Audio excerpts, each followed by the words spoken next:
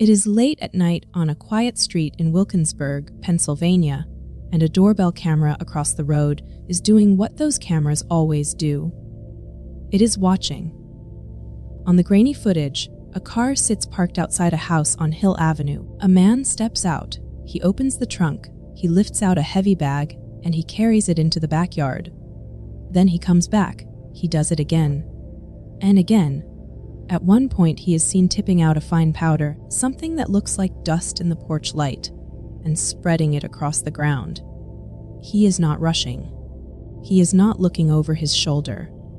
He moves like a man doing ordinary yard work on an ordinary evening. He was not doing yard work. He was pouring concrete over the body of the woman he said he loved. Her name was Adrianna Kiri Taylor. She was 23 years old. And the man in that footage had been her boyfriend for years. This is the story of how a young woman from Cleveland vanished in plain sight. How the warning signs were there for anyone who cared to look. And how, in the end, it took a stranger's doorbell camera to tell the truth that a system had already missed, years before, when it still had the chance to save her. Before we go on, if stories like Adrianna's matter to you, take a moment to subscribe. It genuinely helps these women's names stay spoken out loud. Now let us begin. Adrianna Kiri Taylor came into the world on the 3rd of March, 1999, in Marysville, Ohio. By the time she was a young woman, she had settled in Cleveland, and everyone who knew her seems to reach for the same handful of words: warm, funny, a light. One of her cousins described her simply as someone who was always good to be around. Good attitude, really funny, the kind of person who made the best of everything, whatever the day happened to hand her. A childhood friend named Edgar Hoyle, who had known her since middle school, would later say the thing you only say about people who truly mattered. I miss your soul. I miss your energy.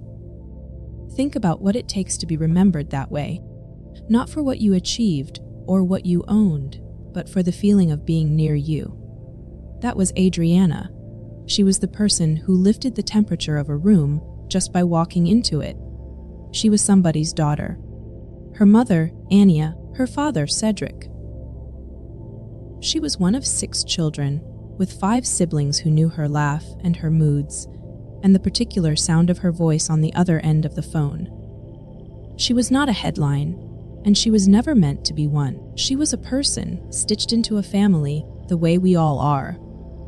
And like so many young women, she had fallen in love with someone her family was quietly unsure about.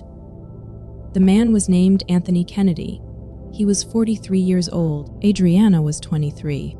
That is a 20-year gap, and it was not lost on the people who loved her. They knew she was living with an older boyfriend. What they did not know, what almost no one around her knew, was everything that older boyfriend had already done to a woman before her. It is easy from the outside to ask the question that families in these stories learn to dread. Why did she stay? Why did she not see it? But anyone who has ever studied abusive relationships will tell you that the question itself is the wrong one. Control rarely arrives looking like control. It arrives looking like love, like attention, like a man 20 years older who seems steady and certain and sure of what he wants. By the time the warmth curdles into something colder, the walls have often already gone up. The isolation, the dependence, the quiet reshaping of a young woman's whole world until leaving feels less like a door and more like a cliff. Adrianna was 23. She was at the very beginning of her adult life, still learning who she was, still trusting the way you trust when the world has not yet taught you not to. She did not fail to protect herself. She was failed by a man who knew exactly what he was doing, and by a system that had already met that man and let him go. Because Anthony Kennedy had a history, and that history is the part of this story that should make you angry. Not because it was hidden in some dark corner where no one could find it, but because it was written down, in a courthouse, on the record, years before Adrianna was ever in danger, Go back to March of 2019, more than 3 years before any of this. Anthony Kennedy was living with a different girlfriend on West 98th Street in Cleveland. According to the arrest warrant from that night, she pulled her car into the driveway and Kennedy climbed in after her. And then he wrapped both of his hands around her neck and he began to strangle her. She could not call for help, the records say, because she could not breathe. He pressed his forearm against her throat, and he used the weight of his own body to bear down on her. When it was finally over, she had scratches torn across her neck, and strands of her hair, her dreadlocks, had been pulled from her scalp. Anyone who works with survivors of domestic violence will tell you that strangulation is one of the most serious warning signs there is. It is not just another assault. Research has shown for years that when a partner puts their hands around your throat, the risk that they will one day kill you rises dramatically. It is, in the coldest statistical terms, a rehearsal. The courts know this, the advocates know this, and the court in Cleveland seemed to know it too. Cleveland Municipal Court flagged Kennedy's case as high-risk domestic violence. High risk. Those are not soft words. That is a system looking directly at a man and recognizing, on paper, in ink, that he was dangerous to the women around him. So here is what happened to him. The domestic violence charge, a first-degree misdemeanor, was quietly reduced. It became criminal mischief, a lesser charge, the kind of thing you might expect for breaking a window or damaging a fence. He pleaded guilty in May of 2019, and his punishment for choking a woman until she could not breathe was a suspended jail sentence, a stretch of community supervision, and an order to attend a program. 16 sessions, 2 hours each, on the subject of how not to hurt the people you claim to love. He served no real time. He walked out of that courthouse a free man, formally labeled high risk, and the world simply moved on. There is one more entry in his record worth holding on to. In October of 2021, he was arrested near Cleveland for drunk driving and for improperly carrying a firearm in his vehicle, a handgun found inside the car. That case was still working its way through the courts when Adrianna disappeared, so hold this full picture in your mind. A man the courts already knew had strangled a woman. A man labeled high risk. A man with a gun charge still pending. And a bright, funny 23-year-old who loved him, sharing his home, with no idea that a document describing exactly what he was capable of was sitting in a filing cabinet just a few miles away. That is the cruelest thing about red flags. They only ever warn the people who are allowed to see them. Adrianna was never shown the file. She was only ever shown the man. And it is worth slowing down here because the pattern in Kennedy's history is not a coincidence, and it is not unusual. It is one of the most studied and best understood warning signs in all of domestic violence. When a partner strangles you, the danger is not just in that single terrifying moment. Advocates and researchers have documented, again and again, that a woman who has been strangled by her partner is many times more likely to later be killed by that same partner. It is considered a marker of lethal intent, a line being crossed, a preview of what a person is willing to do. So when a court writes the words high risk, it is not being dramatic. It is naming exactly this. It is saying, in the plain language of the system, that this man has shown he is capable of killing. And what happened next, the quiet reduction of the charge, the suspended sentence, the 16 classes, is a story that plays out in courtrooms across the country every single day. Cases get bargained down. Dockets are crowded. A misdemeanor becomes a lesser misdemeanor. And a man who choked a woman until she could not breathe walks back out into the same world, often into the arms of someone who has no idea what he has already done. None of this was hidden. It was simply never connected. The system had the information. It had the warning.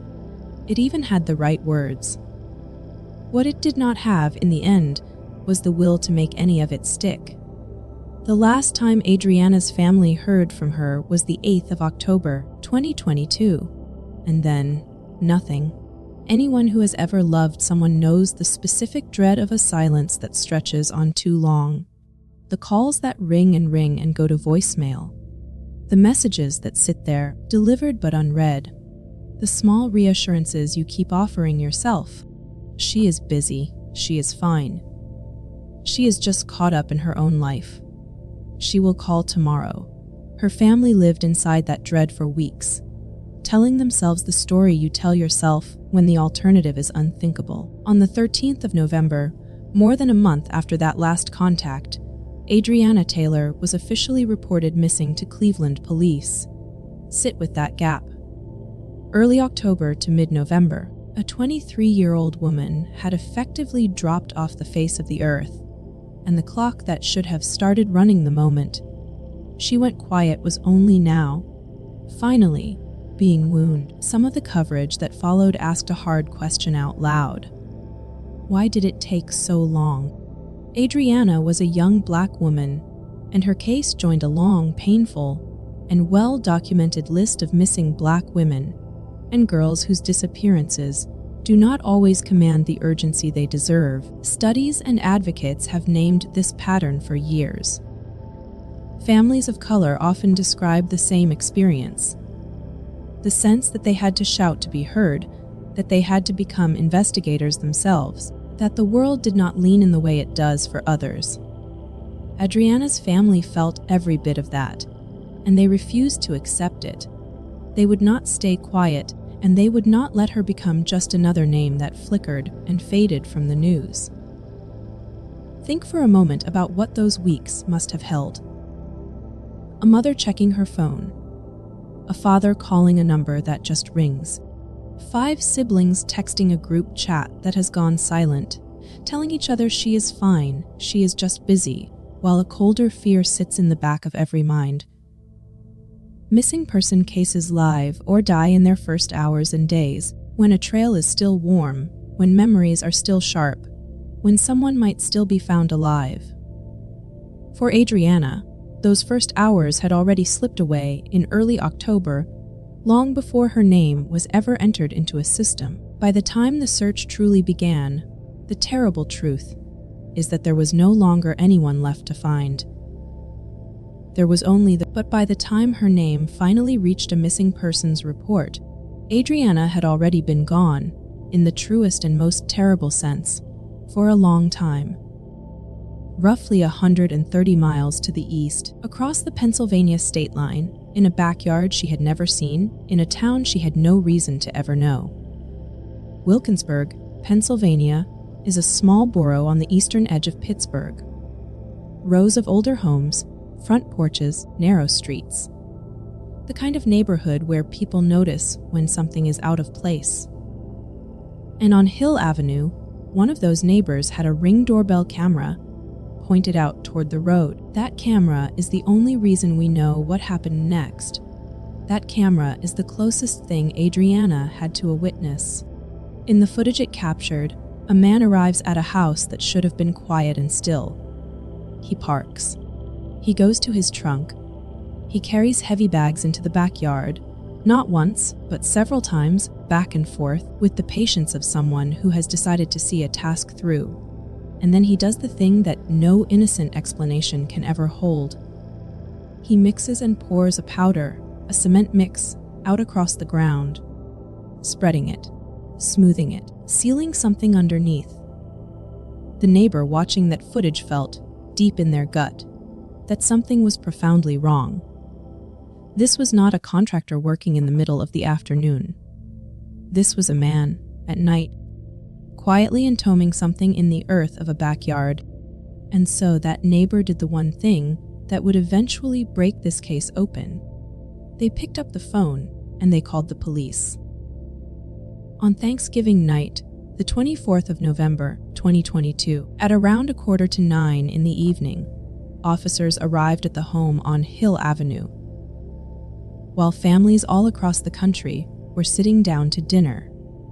Investigators were pulling into a driveway in Wilkinsburg. They stayed for more than 2 hours, working the scene in the dark and the cold. And when they broke open that mound of concrete in the backyard, they found her. Adrianna was wrapped in plastic. She had been placed inside a tote bag. That tote bag had been placed inside a larger construction bag, and all of it had been sealed beneath a layer of wet and dry concrete, mixed and poured by hand, in the dark, by a man who believed no one would ever look. When the medical examiner completed the autopsy, the cause of death was not in doubt. Adrianna Taylor had died from a gunshot wound to the head. Her death was ruled a homicide. Investigators came to believe she had been killed back in Cleveland, and then driven all the way across the state line to be hidden somewhere no one who loved her would ever think to search. The neighbors who were interviewed afterward did not want to appear on camera. They said they had never heard gunshots that night, and of course they had not. The gunshot never happened there. Hill Avenue was not where Adrianna died. It was only the place a man had chosen for her to disappear. He did not just want to kill her. He wanted to erase her, to make it as if she had never existed at all. The house and that backyard. On the 28th of November, Cleveland police announced an arrest warrant for Kennedy, 43 years old, on a charge of aggravated murder. His face went out to the public. A reward was offered for information, and for a short, frightening stretch of time, the man who had buried Adrianna in concrete was somewhere out there in the world, free and unaccounted for. That did not last long. On the 30th of November, Anthony Kennedy walked into the Allegheny County Police Department and turned himself in, and he did not come alone. He came with his attorney at his side, a man who had strangled one woman years before, and who now stood accused of murdering another, understood with perfect clarity how serious this had become. He did not run forever. He lawyered up and he surrendered. At the end of December, a grand jury in Cuyahoga County formally indicted him, and the case that Adrianna's family had fought so hard to keep in the light finally began its long march toward a courtroom. For months, it looked as though it might go all the way to trial. There were the ordinary machineries of justice, the hearings, the motions, the filings, the slow and grinding pace of it, that can feel like its own kind of cruelty to a grieving family. And then, on the 13th of June 2023, Anthony Kennedy stopped fighting. He pleaded guilty, not to a single charge, but to 4 of them. Aggravated murder for taking Adrianna's life, aggravated robbery, tampering with evidence, for everything he had done to conceal what he had done, and offenses against a human corpse. That is the cold legal name for the plastic, and the bags, and the concrete, for the desecration of a young woman who had been somebody's whole entire world. Cuyahoga County Common Pleas Judge Timothy McCormick handed down the sentence. Life in prison, with the possibility of parole after Kennedy has served 20 years. 20 years. Sit with that number for just a moment. Adrianna Taylor was given 23 years on this earth. Her killer could, one day, stand up and ask to walk free after 20. He may never actually be granted that parole. Many men in his position never are. But the sheer arithmetic of it, the distance between a life taken and a sentence served, is the kind of thing that leaves a family feeling hollow even in the very moment they are told they have won. Because there is no winning here. There never was. There is only a little bit less loss. And look closely at those 4 charges, because together they tell you everything about the kind of crime this was. Aggravated murder, for the gunshot. Aggravated robbery, because he did not only take her life, he took from her. Tampering with evidence, and offenses against a human corpse, for the plastic and the bags and the concrete. This was not a moment of rage that a man instantly regretted. This was a killing, and then a robbery, and then hours of cold, deliberate, physical labor to make a human being vanish from the face of the earth, mixing the cement, pouring it by hand, smoothing it flat. Every one of those steps was a choice, and he made all of them. That is what the sentence has to be measured against. Not just a death, but a determined, methodical attempt to erase that a death had ever happened. He very nearly succeeded. If that neighbor had not been watching their camera, if they had shrugged and gone back inside, Adrianna Taylor might still be in that backyard today, and her family might still be waking up every morning to the unbearable not knowing. The only reason there was any justice at all is that one ordinary person, a stranger who never knew her, decided that what they were seeing was not right and refused to look away. Adrianna's family did not wait until the sentencing to speak. All the way through the search, and the discovery, and the unimaginable grief, they refused to be silent. Her aunt, Terry Taylor, put it into words that were almost unbearably practical. "Know your surroundings," she said. "Know who you are with." On the surface, it sounds like ordinary advice for the living, and it is. But listen closely to what sits underneath it. This is a family that had watched a young woman fall in love with a man 20 years her senior. A man whose record the courts already knew. A man they could do nothing to pull her away from in time. Their warning was not really about being careful. It was about a system that had seen the danger clearly in 2019, that had written the words "high risk" on the file with its own hand, and had then handed that risk right back to the world with a suspended sentence. Think about the whole chain of it, laid end to end. In 2019, a court looked at Anthony Kennedy strangling a woman until she could not breathe, and it called him high risk. Then it reduced his charge and it let him go. 3 years later, another woman was dead, sealed in concrete in a backyard in another state entirely. The warning had already been written. It had simply never once been enforced. That is the part of Adrianna's story that must not be allowed to fade. Not the horror of the concrete, as unforgettable as that image will always be, but the quieter, deeper horror underneath it, that the man who killed her was never truly a mystery.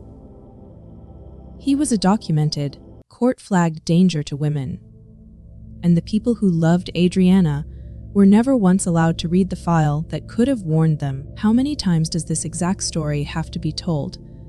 A woman meets a man. The man has a history that the system already knows. The system, somewhere along the way, decides that history is not quite serious enough to act on. And a family is left, months or years later, holding a photograph and a warning that came too late to matter. Adrianna Kiri Taylor was born in the spring of 1999. She was funny, and she was warm, and she was the kind of person who made the best of everything life handed her.